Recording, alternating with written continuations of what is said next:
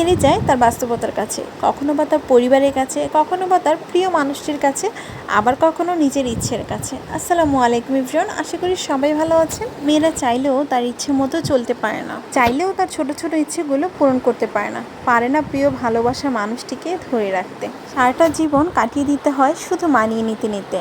আসলে কেউ তাদেরকে তাদের মতো করে বোঝার চেষ্টাই করে না, আর এটাই হচ্ছে বাস্তবতা। এই কথাগুলো শুধু মনের মধ্যে ঘুরপাক খাচ্ছিল বেশ কিছুদিন যাবত, তাই এই কথাগুলো আপনাদের সাথে আজকে শেয়ার করলাম। আসলে সব মেয়ের অবস্থা একরকম হয় না, বা সব মেয়ের ভাগ্য একরকম হয় না, এক একজনের ভাগ্য এক এক রকম হয়। তো কেউ আমার এই কথাগুলোতে যদি কোনো কিছু মনে করেন থাকেন, অবশ্যই অ্যাভয়েড করবেন। যাই হোক, কথা বলতে বলতে এদিকে কিন্তু আমার মাছ ভালোভাবে কেটে ধুয়ে পরিষ্কার করাও হয়ে গেছে। এখন এই মাছগুলোকে সামান্য একটু হলুদের গুঁড়া আর একটু লবণ দিয়ে ভেজে নেব। মূলত আজকে দুপুরের জন্য রান্না করবো, এই মাছটা একটু ভুনা করব আর একটু শাক ভাজি করব। তাও ডাঁটা শাক ভাজি করব, এটা আমি আগে কেটে নিয়েছি। কেটে যে মাছটা বসিয়ে দিচ্ছি, কারণ আজকে একটু লেট হয়ে গেছে রান্না বান্না, তার জন্য ভাবলাম যে একদিকে মাছটা বসিয়ে দিয়ে এরপর ডাঁটা শাকটা সুন্দরভাবে ধুয়ে নেব। আর এদিকে মাছগুলো কিন্তু সুন্দরভাবে ভেজেও নিচ্ছি। এই মাছগুলো একেবারে হালকা করে একটু ভেজে নেব, তাহলেই হয়ে যাবে। এখন সামান্য কিছু পেঁয়াজ আর কিছু কাঁচামরিচ দিয়ে আমি সুন্দরভাবে ভেজে এরপর মাছটা একটু ভালোভাবে একেবারে ভুনো ভুনো করে রান্নাটা করে নেব। আসলে সকাল হলেই চিন্তা থাকে কি যে কী রান্না করব দুপুরের জন্য, এই চিন্তাটা মাথাটার মধ্যে অল টাইম থাকে। আর আমরা যারা বাসায় রান্নাবান্না করি তারা দেখা যায় সকালে নাস্তাটা কী বানাবো তাও রাত্রে এই টেনশন নিয়ে ঘুমাই। তারপর সকালবেলা যখন নাস্তা বানানো হয়ে যায় তখন দুপুরে রান্না করব কি, সেই টেনশন নিয়ে আমরা মাথার মধ্যে অনেক ঘুরপাক থাকে। তো আমি কিন্তু হুটহাট করে ভাবলাম যে ফ্রিজে মাছটা ছিল, তো মাছটাও কাটা ছিল না ফ্রিজের মধ্যে, গতকাল রাতে আনা হয়েছিল। তো ভাবলাম মাছটাও একটু ভালোভাবে ক্লিন করে এটাই রান্না করে ফেলি। তো এটাই মাছটা সুন্দরভাবে ভুনা করে নিচ্ছি।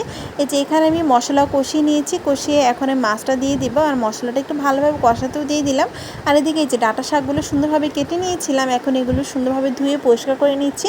আর এই ডাঁটা শাকগুলো না একেবারে কচি কচি ছিল আর খুব বেশি সবুজ কালার ছিল।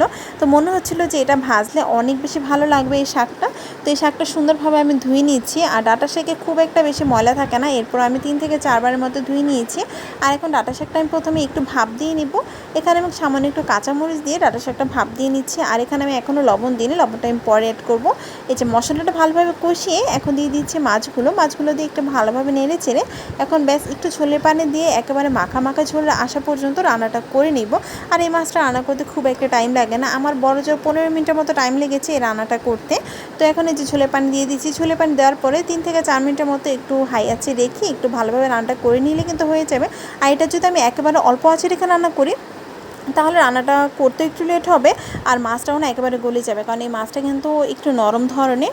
তো আমার কিন্তু এই যে আমি মাছ রান্নাটা করে নিচ্ছি। আর এদিকে আমি শাকটা একটু ভালোভাবে মজে গেছে, এখন দিয়ে দিব লবণ।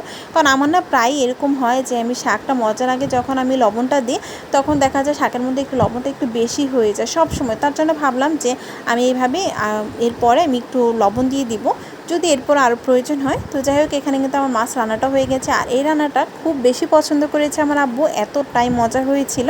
তো ভাবছি আবারও একদিন এই রান্নাটা করব, খেতে কিন্তু অনেক ভালো লেগেছে। আমি নিচ্ছি, আর এদিকে কিন্তু শাকটাও আমি ভালোভাবে ভাজি করে নিয়েছি। তো আজকের জন্য এই পর্যন্ত, সবাই ভালো থাকবেন, সুস্থ থাকবেন, আল্লাহ হাফেজ।